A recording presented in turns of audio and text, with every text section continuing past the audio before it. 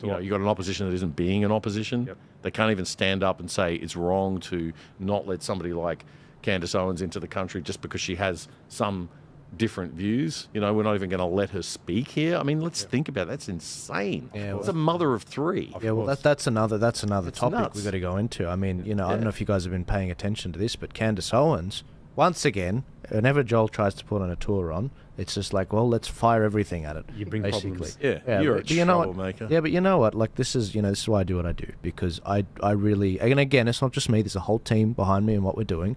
But Candace Owens, she wants to come out from the 14th of November to the 22nd of November. You can see the dates at candacelive.com.au. And the Peter Dutton and many in the Jewish lobby basically are lobbying to try and keep her out of the country. And what's astonishing is, in New Zealand, not even the Jewish lobby there are saying she should be banned. They're saying, and to be fair, the AJA, the Australian Jewish Association, the right-wing Jewish lobby, conservative Jewish lobby, are saying, okay, they're worried about what she was saying, but they don't support her being kept out of the country. Doesn't she? Right? Doesn't she represent diversity? Well, wrong kind of diversity. See, that's the thing. Wrong kind of diversity, my kind of right? opinion. The only kind of diversity that counts to them is the most shallow form of diversity. Everyone looks different and thinks the same, as opposed to the reverse. Yeah. Actually, have a diverse debate and diversity of thought is what matters. Your skin color shouldn't matter. Yeah. So Paul, Damien, actually, did you end up asking her about what the attempt to ban her? Because your interview we just did the interview, recorded it this morning for tonight's show, and we're recording this on a Friday. So by the time this goes to air, everyone will probably have seen the interviews. But she basically is just shocked. She said to me, it's like, is Australia okay? Are you still a democracy, more or less? And she was only half joking. I mean, and I relayed a story. A mate of mine sent me a text this morning. I couldn't believe it. Very coincidental. He's on holiday in Spain. Sends me a text this morning saying, I went to a winery and had a drink, bumped into an American girl, and she asked him, is Australia a democracy? I got the same question when I was in America. You're in trouble when the black American woman is saying we need to invade Australia and spread democracy. She's just kidding. She's just kidding, obviously, but it was funny during COVID because it was just like I could use some help. We could use some help because they've strayed from the values. And we just read the values on the Australian website. What she did say, by the way, was just that if a politician in America tried to say we're going to block somebody because of their speech, and it's like a mother of three who's just a commentator, not a violent person with a serious threat to the country, they would be hounded out of office. She said, so culturally there is still that real commitment to freedom in the US that we probably have lost a bit here. And by the way, guys, just to tie a nice bow on that, I do believe we're going to get her visa, and if we don't, we'll definitely be challenging it. But the idea that they allowed Tucker Carlson in so soon, and also Djokovic, who they blocked previously. Can I say on Tucker Carlson though? Yeah. I was on a video call with their producers before it was out that they were out. They had no idea that this visa issue would happen. Seriously, it is not widely known, and the only way that they did end up getting a visa when they did was a high-placed Labour-leaning lawyer. A celebrity lawyer. This is really hard to do, and it takes lining pockets of Labor politicians to get there. So Joel, all power to you, but Tucker faced a massive uphill journey. I was on a video call, and they had no idea. Their faces, the producers' faces just went white, and they went, what? As I showed them all of these visas that have been cancelled. What about Dan Tian? The shadow immigration spokesman, right? Also calling for this to happen, and Lisa, the MP from Victoria, saying that he also wants her banned. It's like, I'm sorry, are you supposed to be the opposition? I want to finish that point I was making before, and this really leads into it. Sorry, Joel, I'm talking too much, and I'll shut up in a minute. No, this is why we do 2 hours.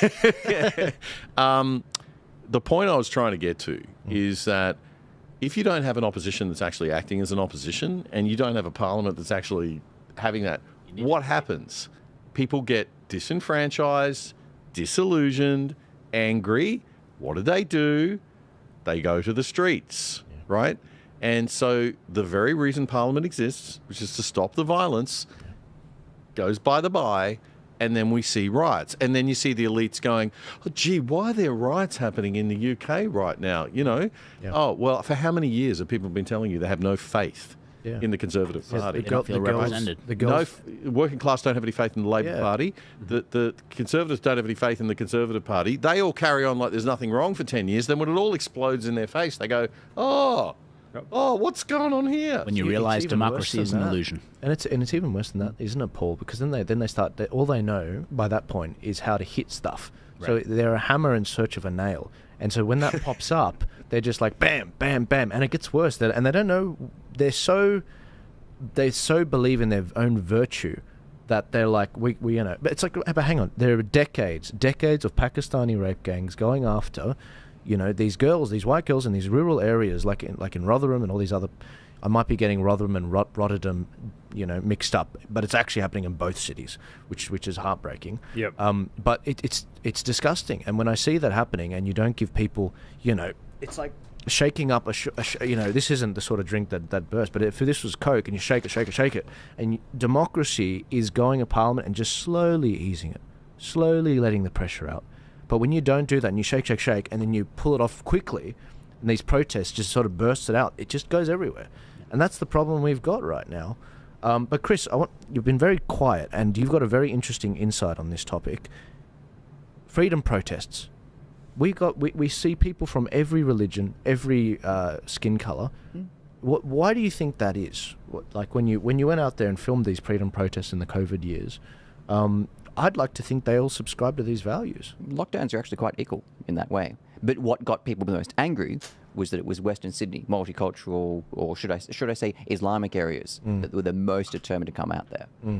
Why were there so many different groups? Well, we also got to lead into is that why it also broke apart as well is because it was an annealing of so many different people's views and values that then had to work out how do we, Ricardo Bersi, how do we now try and keep these together? And that's why we're seeing this moment is it is multicultural. There has not been the assimilation integration that came together over lockdowns, that one issue that was there. And now how do we keep this kind of ragtag group together? Who's going to lead it? Are we going to go and hail Putin in one direction? Or is this how are we going to deal with these multicultural issues? And that's why it struggled, because it's so divided, because there was no dialogue between it. Yeah, and that's what's really helpful. Western Sydney, they came down hard during the lockdowns, Yeah. When they locked up Western Sydney, it was one of the first Yeah, that's right. Liverpool. Yeah. It was Liverpool targeted lockdowns. targeted, yeah. Yeah, because you were the least compliant in southwestern Sydney. Yeah, and then Bondi, where would go beach. Yep. They had their freedom, and then in Western Sydney, it was, that was just something ready to erupt. On the same day, I filmed down in Guildford, horses running down the main street. I filmed that, and not 6 hours later, I was on Bondi Beach filming people. The workout boys on the beach. Rollerblading. How's things? And I think the outbreak started from someone in Bondi coming to Western Sydney. I mean, something ridiculous like that. People forget these things. One of the astonishing things about the Sydney response